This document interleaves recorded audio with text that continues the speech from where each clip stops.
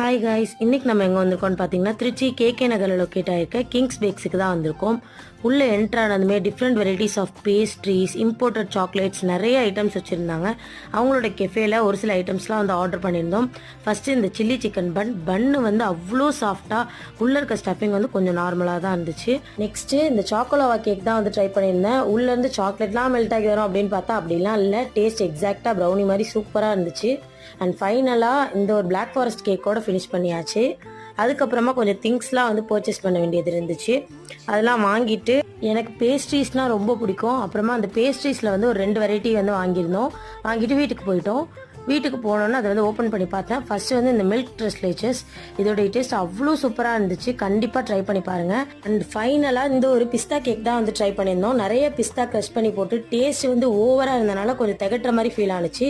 அவ்வளோதான். இந்த வீடியோ உங்களுக்கு பிடிச்சிருந்தா லைக் அண்ட் ஷேர் பண்ணிடுங்க. டாடா.